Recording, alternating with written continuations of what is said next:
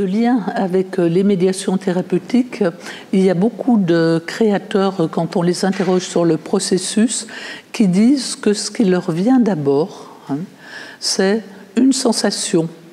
Au départ, je pense à un créateur qui dit qu'au départ, c'est senti, c'est dans le corps, c'est quelque chose de kinesthésique. C'est un poète, Laurent Gaspard, qui va ensuite se mettre en forme. Alors, on retrouve chez les créateurs tout ce processus d'émergence de sensations hallucinées, dont on a peut-être pas suffisamment parlé dans les médiations thérapeutiques. Je le redéfinis en 2 mots, c'est-à-dire que ce qui se passe dans une médiation, c'est que les sensations qui sont données par le médiateur, dans l'ici et maintenant de l'atelier, elles vont réactiver des traces perceptives d'expériences précoces qui vont se manifester sous forme de sensations hallucinées.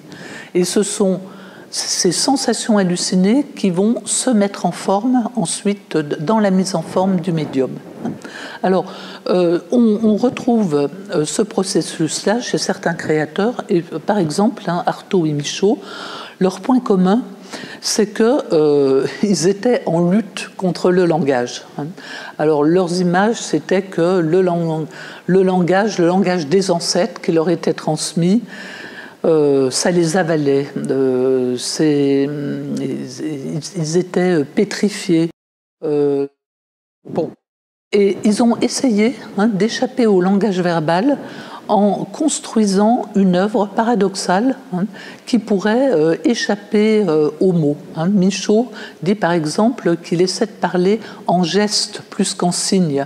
Il a un de ses derniers ouvrages qui s'appelle « Par la voie des rythmes », en rythme.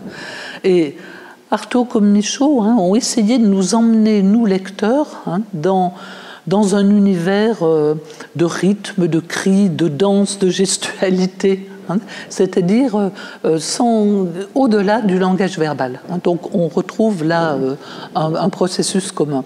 Alors le deuxième point commun, c'est que Artaud, par exemple, dit « Je sens mon noyau mort et je souffre ».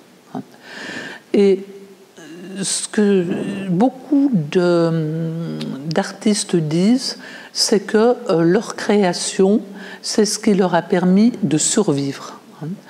Et alors, c'est ces formes de création qui m'intéressent particulièrement, où la création, c'est une forme de survie psychique par rapport à tous ces vécus, Winnicott dirait d'agonie primitive, tellement violents que le sujet se retire de sa subjectivité pour ne pas avoir à les vivre. Ça, on voit beaucoup chez les créateurs dont je parle. Michaud, par exemple, parle d'un troué.